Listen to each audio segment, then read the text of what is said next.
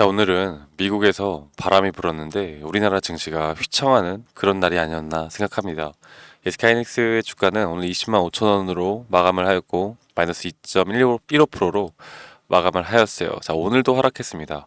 자, SK하이닉스와 제가 또 삼성전자에 대해서도 여러분들께 말씀을 드리고 있는데 결국에 SK하이닉스와 삼성전자에 대해서 저는 계속해서 여러분들께 이전부터 좀 매수에 대한 의견을 말씀을 드렸었고 이렇게 눌림목이 나올 때마다 어느 정도 계속 잡아 나가는 그런 전략을 취해야 된다. 그래서 분할 매도, 분할 매수죠.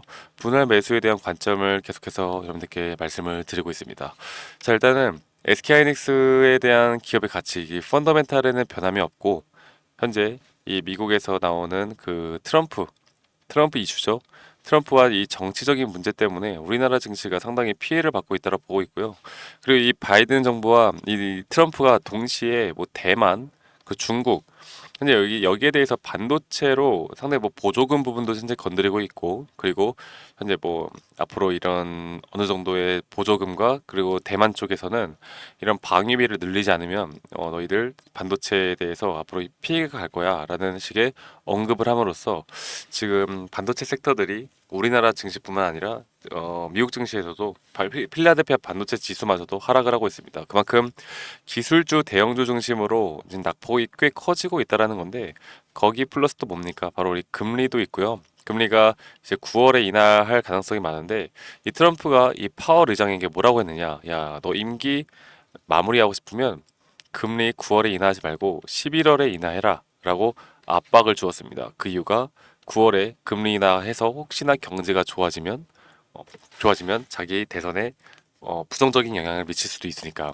그래서 이렇게 좀 이기적인 발언들을 계속 해나가고 있는데 오늘 또 그 바이든이 지금 대선에 대해서 이제 사퇴 의사를 내보내고 그리고 이제 해리스 부통령이 이제 앞으로 이 대선에 대해서 후보로 나올 것 같은데요. 이런 내용들이 나오면서 우리나라 증시에는 또 더 부정적으로 좀 나오는 것 같습니다.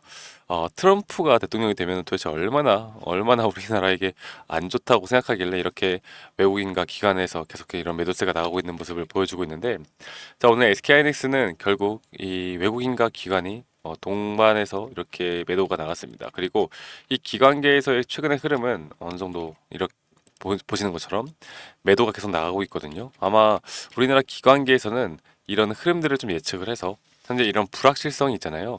결국엔 큰 돈이 들어오거나 큰 돈이 나가는 건 이런 어느 정도 큰 돈이라고 하는 건 결국 세력이죠.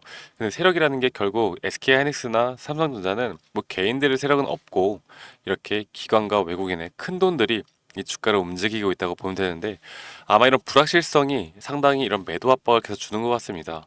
이 트럼프 입에서 또 어떤 내용이 나올지 모르니까 이런 불확실성이 우리 SK 하이닉스의 주가를 누르고 있는 것 같은데 제가 오늘 여러분들께 SK 하이닉스에 대한 앞으로의 흐름들을 좀 짚어보는 시간을 가져볼 테니까요. 여러분들 오늘도 구독, 좋아요 한 번씩만 꼭 눌러주시고 댓글도 하나씩만 남겨주시면 감사하겠습니다. 제가 일단은 오늘 뭐 기사들이 좀 이렇게 좀 뜨긴 했는데 여러분들께 오늘 기사들보다 제가 조금 더 차트상으로 여러분들께 좀 말씀을 같이 드리면서 이 HBM 이야기를 또 안 할 수가 없어요. 자, SK하이닉스 결국 이 삼성전자와 지금 비교를 하고 있습니다. 삼성전자와 비교를 하고 있는데 저는 이 SK하이닉스와 삼성전자는 매력도가 좀 다른 기업이라고 생각을 해요. 사실 SK하이닉스는 이 반도체만을 지금 영위하고 있는 기업이고 삼성전자는 뭡니까? 뭐 파운드리나 뭐 핸드폰 팔고 뭐 가전 팔고 에어컨 팔고 여러 가지 다 하잖아요. 그래서 매력도가 다른 기업이라고 생각하고 있기 때문에 저는 이 두 종목 다 현재 앞으로의 미래 가치는 좀 괜찮다고 봅니다. 그리고 다시 한번 주가가 올라갈 수 있는 부분들은 분명히 만들어낼 수 있다고 보는데 이걸 경쟁 구도로 삼는 게 결국 이 HBM이에요. 그렇죠, HBM. 그리고 현재 HBM 뭐 3나 3E 같은 경우는 하이닉스가 뭐 전 세계 거의 1위죠. 여기에 대해서는 의견에 지금 뭐 의심할 여지가 없는 그런 부분인데 삼성전자가 앞으로 이 HBM4에 대해서 상당히 자신감을 내치고 있습니다. 그만큼 이 HBM4는 HBM3와는 완전 다른 제품이라고 보시면 돼요.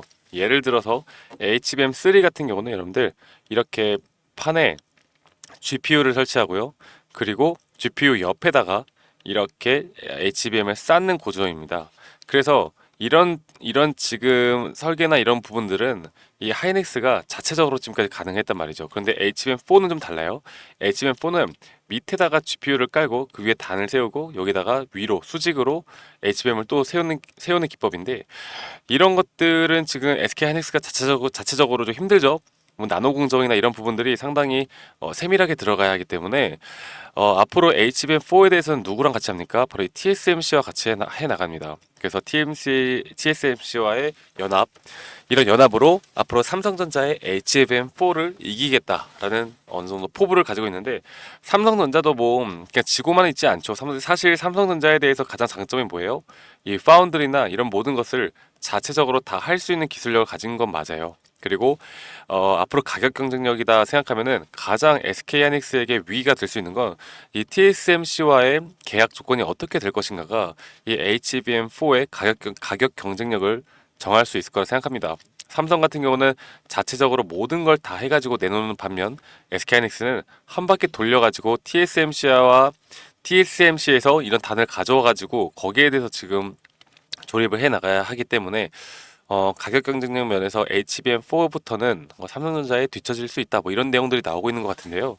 근데 지금 우리가 HBM4는 어쨌든 나중 일이고 이 SK하이닉스는 결국 HBM3, 3E로 지금 주가 흐름이 이렇게 좋게 나오고 있잖아요. 이 주가 흐름이 당분간은 저는 이어질 거라 봅니다. 왜냐면 결국 지금 삼성전자가 그 엔비디아의 퀄 인정, 그 HBM3에 대한 퀄 인정을 현재 기다리고 있는데, 사실 이건 됐다고 보는 게 맞아요. 인증은 됐는데 문제가 뭐냐면, 왜 인증됐는지 발표를 안 하냐면, 현재 여러분들 기억하시는 것처럼 엔비디아는 이 마이크론도 이미 인증을 성공했습니다. 근데 마이크론이 왜 못하냐? 바로 이 수요를 못 맞추기 때문이거든요. 근데 제 생각에는 삼성전자도 인증은 됐지만 이 수율적인 문제가 좀 생긴 것 같습니다. 그래서 나중에 까고 보니까, 야, HBM3 삼성전자의 라이벌은 SK하이닉스가 아니라 야, 마이크론 정도였네 라는 내용들이 나오면요, 주가에는 오히려 부정적인 영향을 미칠 수 있다. 그만큼 아직까지는 SK하이닉스를 뛰어넘는 건 좀 힘들 것 같다라는 생각이 듭니다. 그래서 이렇게 현재 반도체 섹터들이 좀 안 좋은 모습을 보여주다 보니까 우리나라 시장이 뭐 어쩔 수는 없겠지만 이렇게 조정이 나오고 있다라고 하는 건 결국 SK하이닉스의 문제라기보다 이렇게 외부적인 문제로 인해서 주가가 조정을 받는 건 저는 오히려 기회라고 생각해요. 네, 기회라고 생각하고 있고, 앞으로 이런 매수타점을 잡아나가는 게 가장 중요하다고 보고 있습니다. 그런데 이런 불확실성이 아직까지는 어디까지 나올지 몰라요. 아마도 지금 여러분들 보시는 것처럼 개인들은 계속해서 저점이다 생각하고 사고 있잖아요. 그런데 이것도 어느 정도 좀 떨어져야 개인들이 사지, 이게 더 떨어지잖아요. 그럼 그때부터는 야, 이거 끝났다라고 하면서 매도가 나갈 거거든요. 저는 현재 여러분들께 이런 매수 타점을 드리는 자리들을 그런 자리로 생각하고 있습니다. 개인들이 떠날 때 우리는 공포심에 살아.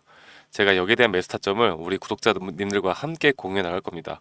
여러분들이 뭐 매수 타점을 지금 물량을 들고 있는 분들도 분명히 많을 거예요. 그런데 앞으로 SK하이닉스에 대해서 이런 추가 매수 타점을 잡고 한 번 더 끌고 간다라고 하면, 저는 앞으로 이런 금리나 이전까지 한 번 더 주가는 분명 상승할 수 있다고 보고 있고, 혹은 대선 이후에 어느 정도 이런 리스크가 안정화가 되면은 저는 다시 한번 SK하이닉스의 또 봄날이 올 수 있다고 봅니다. 아시겠죠, 여러분들? 그래서 제가 우리 구독자님들과 함께 이런 SK하이닉스에 대한 앞으로 타점, 그리고 전략, 그리고 SK하이닉스에서 나오고 있는 내용들, 이런 부분들을 함께 공유해 나가면서 여러분들과 이런 타점들을 좀 같이 잡아 나갈 거니까, SK하이닉스 물론 하락을 해서 걱정은 많이 되시겠지만, 우리가 조금 더 보수적으로, 그리고 조금 더 이성적이고 합리적으로 앞으로 좀 같이 대응을 해봅시다. 아시겠죠? 자, 그래서 제가 오늘도 이렇게 제 번호를 띄우겠습니다. 자, 010-2011-9671로 저에게 뭐라고 할까요?